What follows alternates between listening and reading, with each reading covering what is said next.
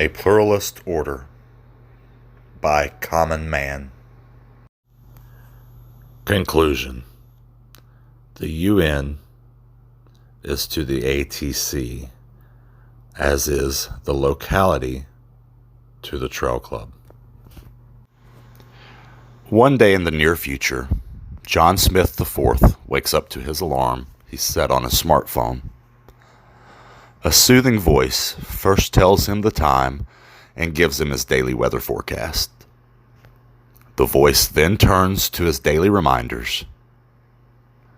Of note is his flight from JFK to Shuttlesworth International in Birmingham, Alabama.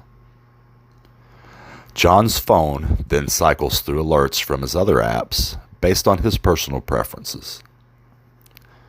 As a representative on the New York City Council, John has the representative version of the Vote app. It is with this app that John receives the top news feeds from around the globe. The United Nations has its first session at its new headquarters today, as the newly autonomous state of New York City's government begins its move into the former United Nations headquarters.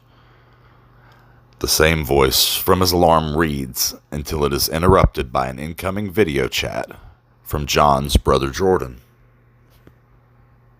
"You're still going to make it to Dad's inauguration, right?" Jordan asked excitedly. This was not an old-fashioned phone call, but a face-to-face video chat directly through their Vote apps. Jordan is all the way across the United States in San Francisco, but was alerted via his Vote app that his brother was online. Even though Jordan only has the citizen version of the app, his brother has authorized him to this direct channel, as any representative at any level can do for friends and family or constituents of their choice. Most citizens must send a request to schedule such a contact, which is usually granted within 2 to 3 business days. "I suppose I have no national ambitions," John began his reply. "So I reckon it'll be okay to be seen with my socialist brother just this once." Both brothers gave a chuckle. It wasn't much of an inside joke, but the laugh was over the fact that Jordan had moved to San Francisco specifically for their socialist policies, while John had moved to Manhattan to promote his libertarian values. John was one of many who moved to the city as it sought autonomy from New York State. New York City government has certainly changed a lot in a very short time, John reflected. The 5 boroughs would now be represented at the former United Nations headquarters, along with the newly independent financial district, which followed the lead of the City of London and severed itself from Manhattan. These new governments would be joined by several communities from New Jersey and Connecticut that decided their interest would be better served by the new city-state than their former state. These individual communities govern themselves, but unite to build infrastructure, negotiate trade deals, and coordinate internal policies. In a similar fashion, the American flag that flies above City Hall in San Francisco has 50 stars merely out of tradition. Since autonomy of cities like New York and San Francisco led the way, many more states have joined the Union. City-states like Los Angeles and even the District of Columbia have been joined by other territories that had lingered too long without statehood, such as Puerto Rico and the Virgin Islands. These states have been joined by locales nearing our border, which won citizenship through popular sovereignty. These states are more diverse on policy than before, yet more united than ever. San Francisco can have universal health care and a high tax rate, whereas Manhattan can maintain one of the finest, though perhaps the most expensive, private health systems in the world. as well as one of the lowest tax rates on the planet. You know that Dad is a Christian Democrat, Jordan continued. Isn't that worse than a socialist in your godless city? Don't get me started on godlessness, John retorted. I'll put my city up against yours in any small town, even Encino. Besides, New Yorkers understand political parties don't matter in a sortition system. Both brothers laughed. Much had changed, but small-town life was still much simpler than life in a city like San Francisco or New York. Their father had just been elected mayor of their hometown of Jasper, Alabama. Even though the town had nearly doubled in population over the past decade, in most ways it had changed less than life in larger cities. Sure, the local government had grown to become more representative. The town was now in control of 90% of the taxes collected from its citizens, greatly improving the local infrastructure. The most notable change, however, was that people had begun taking more civic responsibility. Public spaces have become more abundant and better maintained. Crime and poverty have decreased. Yet there is still much room for improvement everywhere.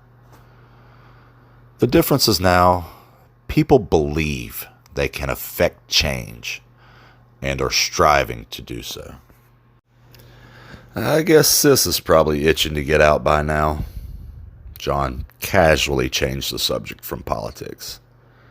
He admittedly had grown somewhat out of touch with his family due to the demands of his position.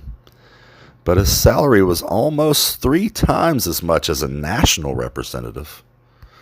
Therefore, he felt justly compensated for his time. Actually, no, Jordan answered.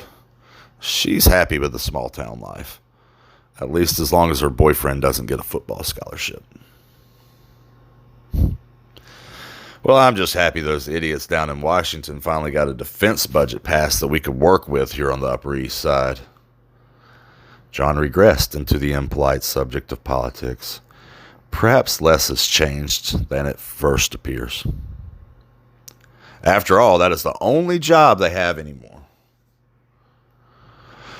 Well, some important things have changed, but perhaps John was exaggerating for effect.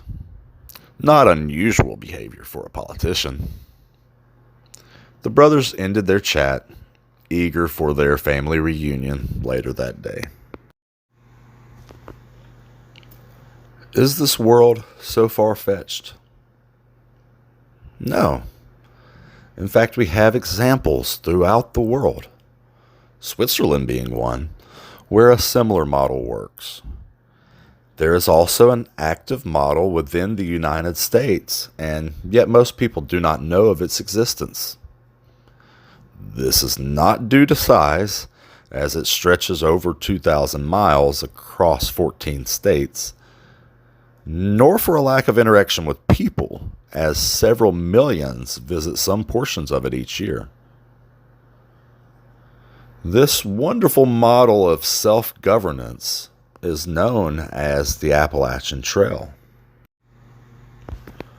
What is the Appalachian Trail, and how does it govern itself? The most simple answer is that it is a footpath for those who want to commune with nature. Envisioned by Benton Mackay in the early 20th century, the trail follows nearly the entire crest of the Appalachian Mountains, beginning in Georgia and ending in Maine. Myron Avery and the Civilian Conservation Corps completed the trail in the 1930s. At this time, the trail was too remote to centralize authority over it. Thus, it was not protected by any one government, but only a small group of volunteers who wished to maintain the trail. To this day, it remains the longest hiking-only trail in the world. The situation remained largely unchanged for around 30 years. Finally, the U.S. Congress passed the National Trails System Act of 1968, which named the Appalachian Trail, hereafter known by its colloquial name, AT, and the Pacific Crest Trail as the first trails in the National Scenic Trails System within the national parks and national forest systems. By 1971, trail volunteers worked within these systems to establish a permanent route for the trail. The federal government then went about buying and conserving the land needed to protect this path. The system was designed so well that we still use it to this day. The Appalachian Trail Conservancy, hereafter known by the common name ATC, has played a major role throughout the entire history of the trail. In the early days, this nonprofit sought to help Myron Avery complete Benton MacKay's vision. Originally called the Appalachian Trail Conference, this group of like-minded citizens changed their name in 1937 when the trail was completed, suggesting their change in roles from creators to conservers. Today, the ATC has oversight of the 31 trail clubs and other various local partnerships which maintain the trail. These smaller organizations and trail clubs are made up almost entirely of volunteers who have an interest in maintaining the trail. These volunteers range from avid hikers who love to use the trail to local business people who stand to gain revenue from hikers. These groups are highly diverse. In some places, the trail club is small or the local economy is poor, and the trail gets poorly maintained. In other areas, there is an overabundance of volunteers and money being put into a section of the trail, making it particularly nice. It is the job of the ATC to ensure that this process does not get too disproportionate by encouraging cooperation between trail clubs and by assisting directly those areas which need it the most. In other words, all the hard work done to cut the trail, whether that be cutting down trees or carving steps in the solid rock, was all done and is to this day maintained by volunteers. These volunteers make up local trail clubs. These trail clubs pool the resources of volunteers and help to organize fundraising campaigns for their section of the trail. Trail clubs now maintain sections of the trail that are just a few miles long, all the way up to several hundred miles. Without them, a crucial link in the chain would be lost. The ATC is given the task of ensuring that no link in the chain is broken. Many people donate funds directly to the ATC as opposed to a local trail club. This allows the ATC to distribute the funds to projects it believes to be most needed. Otherwise, the ATC has no oversight authority over any local trail club, just as the club has no authority over its volunteers. There is nothing compelling any of these actors to act except their own personal desire to see the AT survive and thrive. What then of the government? Well, any city or county which the trail passes through still has legal jurisdiction. The AT is not some lawless zone. Instead, the hikers who traverse it must respect the various municipal ordinances. The crime rate on the AT is incredibly low, in spite of its remote location and the incredible number of people who use it. State governments take no part in the trail, except in the places where it just happens to go through one of its state parks. then it merely tells the local trail club of its standards to be maintained. Much the same can be said of the federal government.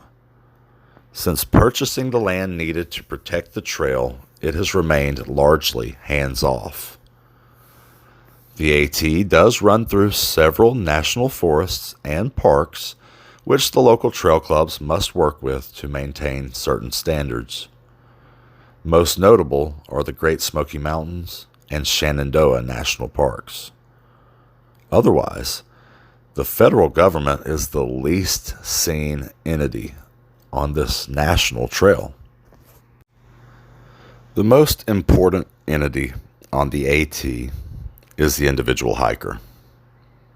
If this person is respectful of nature and of the rules of the trail, written and unwritten, then local volunteers maintaining the trail will have a much easier job. Without the hiker, there would be no need for local volunteers or trail clubs. The hiker is analogous to the average citizen. The volunteer equates to local civil servants. The trail club should perform essentially the same functions as your local government. The ATC then provides the sort of oversight needed from a national government, setting minimum standards and helping out in places of greatest need. My proposal is simple. It is not that our government could work this way. It is that all governments should work this way. They must. The system is no longer top-down, but bottom-up. Popular sovereignty and the rule of the sacred individual are the order of the day. The rule of law and lessons from the past are our only guides into the great unknown future. A truly pluralist world order.